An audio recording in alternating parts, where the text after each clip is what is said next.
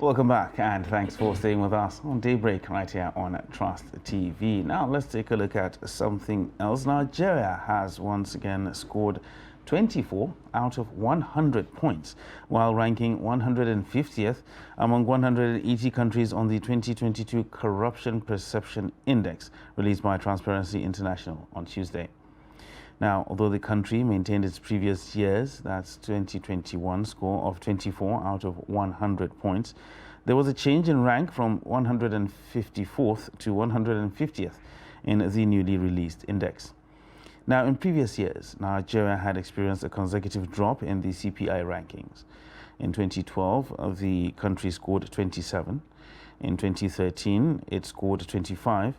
Then it went back to 27 in 2014 and down to 26 in 2015.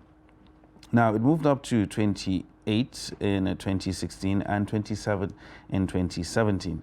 And in 2018, it was 27 as well, 26 in 2019 and down to 25 in 2020, and 24 in 2021 and 2022.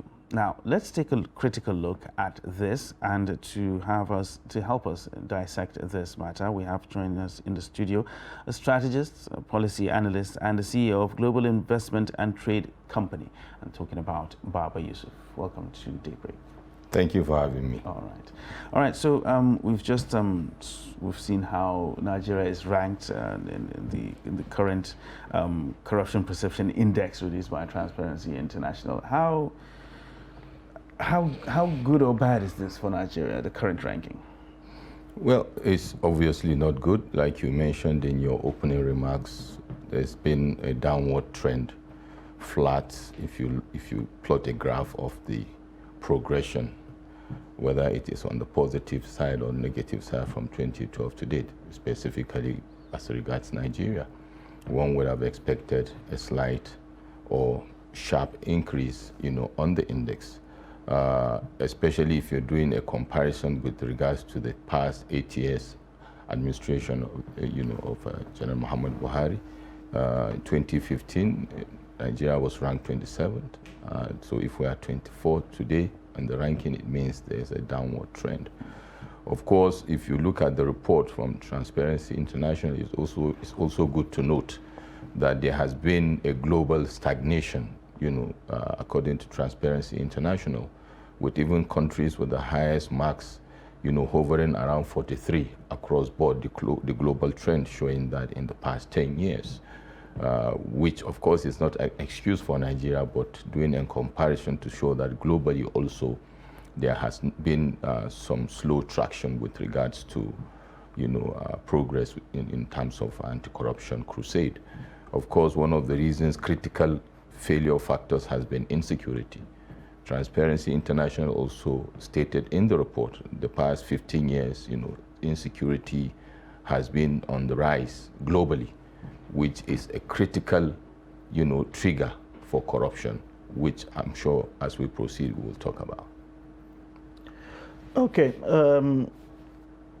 Looking into the reports, I was listening to an analyst like you talk about the report, and one of the critical factors for the last report would have been the release of governors that were convicted for corruption cases less than half of the period into their jail servings. Freeing them up because of whatever privileges they seem to enjoy with the elite and all of that. How much of this kind of behavior, has fed into the worsening of this perception? We had that. We have how employment into government agencies have been badly mismanaged. You don't know when they advertise, and even when people show up for the processes, it does appear that some other persons from nowhere seem to be the ones who pick up this job. How government contracts are not public expenditure profiles on paper is going up, but in actual terms, you can't appropriate those spendings, within our society, whether it is with the improvement of roads or improvement of electricity. How much of these continuous bad behaviors had fed, into this kind of perception? Very much so. These facts you mentioned are critical, have impacted critically, and of course also have contributed to the index position. But importantly, we know they have standard variables, I mean Transparency International, that they use to, come with the CPI index. I mean the CPI itself. You've mentioned some of them: the, bribery, diversion of public funds, public officers using public funds to enrich themselves. Another critical one is nepotism. Another one is red tapeism. So these are the variables or the factors that were used to come up with, the positions as the case may be. So truly, these are not encouraging things. They are actually promoting corruption, as the case may be, rather than reducing. But in my opinion, also, there are other critical factors that should have been, the levers, if you want, of in reality, because don't forget what we are talking about is what is called a CPI, a perception index. So as a Nigerian, I'm also interested in what is real, what is on ground, what is actually happening. Yesterday, we heard the Honorable Minister of Information giving feedback about that and mentioning the fact that this is just maybe an index, and as far as they are concerned, this is not what it is. Now, if we look at what is reality, you mentioned these critical issues, which everybody knows. One of the most important ones that was also mentioned by Transparency International is insecurity. I mentioned earlier that in the past 15 years, the global security has declined. That's right. Geopolitics and all that. And importantly also, when you bring it home to Nigeria, the issue of insecurity, whether it is in terms of terrorism, no, not terrorism, because we've categorized all of them, banditry, kidnapping, and all sorts are under the banner of terrorism, have been escalating. It depends on what side of the table you are sitting on. The government agents will say it has been declining in one area, but they have also not been able to say it is not ballooning in another area. Overall, what we believe is there has been some gain in the form of one step forward, 3 steps backward, if you ask me. And as Transparency International said correctly, that insecurity is a major trigger to corruption. Because insecurity also breeds higher level of poverty, That's right. which is another critical factor that escalates corruption and, of course, the decay in society. So these are things that we expect government to look at. One, fighting corruption from a proactive point of view. There's a lot of reactionary position taken, even in the response, rather than proactive. For example, these things you mentioned earlier, how could we have abated them? Transparency, of course, in governance, in processes, accountability. Secondly, consequences. As also Transparency International mentioned in the report, one of the factors of consideration is when public officers commit such offenses without consequences. Basically what it means is it's good to go. That's right. Of course, in fairness to the government, we have an accountant general, a former accountant general of the Federation facing prosecution. 2 of them actually. One, that was accountant general from 2011 to 2015, and the one that just left, and some other public officers here and there. But to be honest, with due respect to the rule of law, of course, government, we are not expecting government in a democratic setting also to be overbearing and overreaching and subvert the legal process in prosecuting, corruption. But indeed, we expect some, what you call, sure-footed moves in trying to demonstrate to people that this is not acceptable. These actions are not acceptable by government, and they will take all necessary steps to either stop or curtail going forward. All right. Well, talking about steps taken, we're in an election year. Elections are just around the corner. Yes. And talking about previous elections, this current administration ruled a wave of anti-corruption That was one of the major songs that was sang during the campaign period for this particular administration. Now they're on their way out, and we've just looked at the current corruption perception index.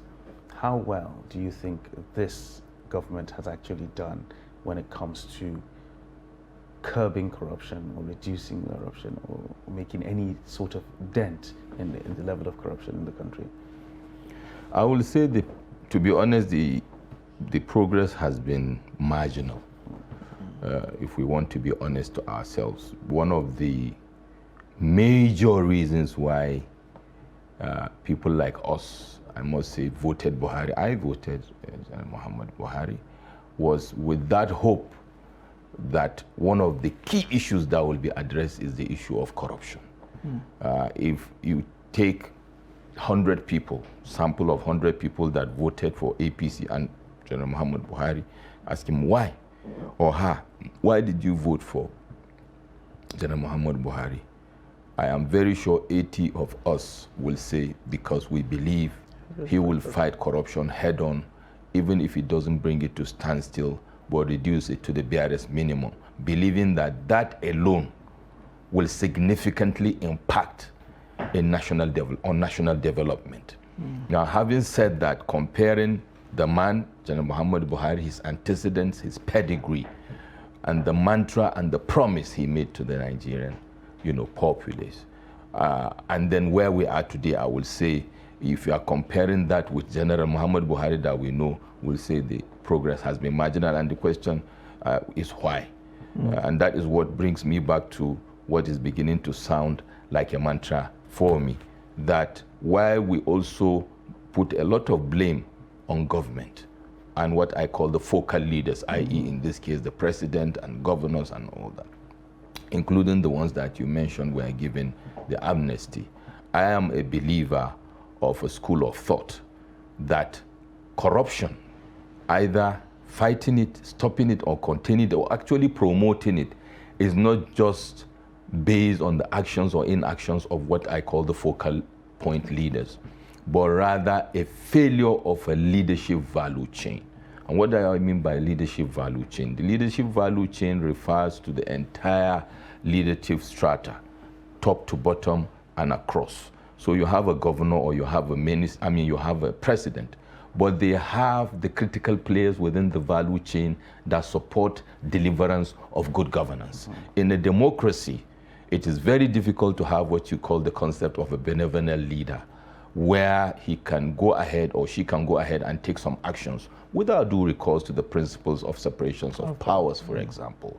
And we have seen also some instances, even in this administration, where possibly some actions would have taken more drastically, but with due regard to the principles of separations of power, or with due regard to the rule of law, those things cannot be done. So if within the value chain, a minister or a permanent secretary, or like in this case, an accountant general of the federation is caught pants down, for want of a better word, then you can imagine the rot in the system as to the challenge of the focal leader to ensure these things are done.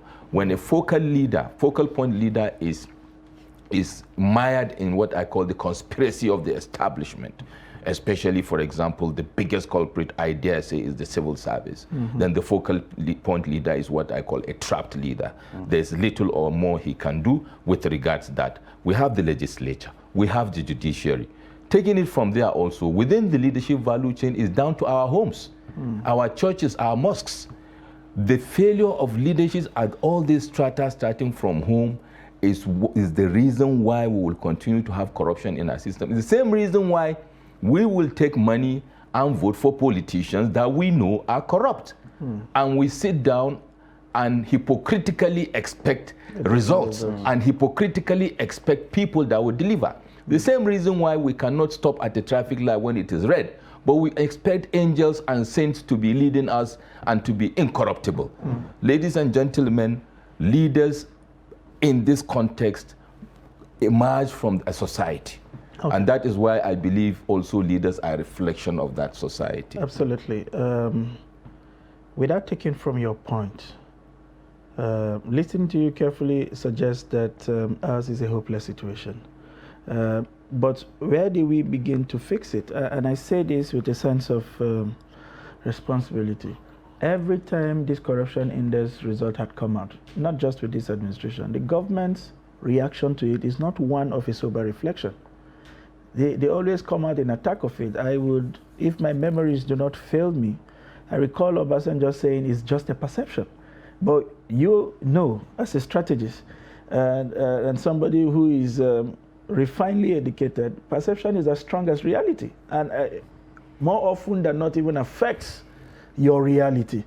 And that was the treatment for him. Successive governments have come and have felt like, well, this looks like an evaluation of some people somewhere of us, and it doesn't necessarily reflect reality, so it's your reality. But truth cannot be served in a buffet. You cannot choose what you want. Absolutely. You know, totally agree. Yes, the rules are the same. What can we then begin to do with regards to changing our systems and designs to begin to communicate the kind of transparency we want? I mean, you are seeing the kind of fight that the politicians are putting up against a movement to a cashless society that will leave digital footprints in their operations. Where are we going to start? Okay, before I answer that, let me give a bit of a background to buttress what you said about the index being close to reality and why we as citizens should take it serious, even if the leaders don't, possibly because of political reasons or political expediency. Now, for Transparency International, even before we get to Transparency International, with all due respect, when the banks have what they call credit ratings. That's right. It's a perception based on what? Based on data. And that is why people or countries or entities are qualified to get credit or not. And if you go to get that credit, if that perception from a risk assessment perspective indicates that there is a risk, you will not get it. And you can cry whatever and say it is a perception. The perception is the reality, because reality is you don't get that credit. True. Or you don't get that loan, or you don't get approval for some things. The same thing with this perception index. I mentioned earlier some of the basis for this index rating, which includes bribery, diversion of public funds, nepotism, which are things that people can relate with in reality to say, yes, it is true or not. But importantly also, data drives reasoning, right? And the Transparency International draws data from 8 globally acclaimed organizations, including the World Bank, including the World Economic Forum, etc. So suffice it to say that this perception index is something that countries that want to move forward should take serious, whether it is the leaders or the led. Importantly, in this context, the led. Political leaders will always make statements for political expediencies. But it is happening at a very critical time now, to address your question, in the history of Nigeria. Elections are around the corner at a time that Nigeria, we all agree, is at a precipice. The political awareness of Nigerians is higher than any time in our history, because body, they tell us. True. Now, the point is this: if the political leaders are saying they disregard this index, then the citizens should take this index and relate with their reality to guide their thinking and decision in casting their votes. To know that unless they choose the right leaders, and that index is talking to us also as citizens. If you decide to go and vote for a candidate or for a party based on parochial interest, then you are saying that you want things to continue as they were.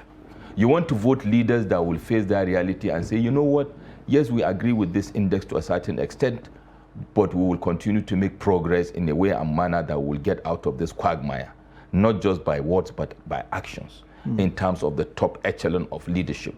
But by this also talking to the citizens, like I mentioned earlier, at various strata of leadership, whether it is in the private sector, and indeed even in the public sector, and indeed in the private sector, because there's also a lot of corruption in the private sector, that unless there is a concerted effort, especially conscious effort by the citizens, and in this case also, I'm going to hit the yous and the me, the people that we call ourselves in the middle class, that are the biggest perpetrators of corruption in our society, in the civil service, a public service, and in the private sector, whether as managers, directors, deputy directors, ministers, and whatnot, chief executives. These are the critical players of this endemic issue of corruption. And indeed, if we lead properly, then others down the strata will follow. Unless that curve or that traction is taken, I don't think we are going to make progress as progress should be. All right. Well, that is a fine note to end the conversation on. Baba Yusuf, thank you very much for coming on the show this morning, and we quite enlightening discussion this morning, and of course the entire. So we hope we'll come somewhere down the line. We'll be able to completely dissect this issue of corruption in Nigeria. Thank you very much. Thank you, Brian. Thank you, Sunday. Thank you. Right. Happy to be here. All right, and that's where we're going to draw the curtain on today's Daybreak on Trust TV. Well, it's been quite an explosive episode today, so we hope we can do it all again tomorrow. I am Ibrahim Yusuf. If you've missed out on anything, you can catch up on our social media handle from Instagram to Facebook and YouTube. You will find them very incisive. Thank you for giving us free access to your living room this morning, and I hope we have entertained, we have informed, and we have educated you. Let's do this again tomorrow. I am Sunday Michael Ogo.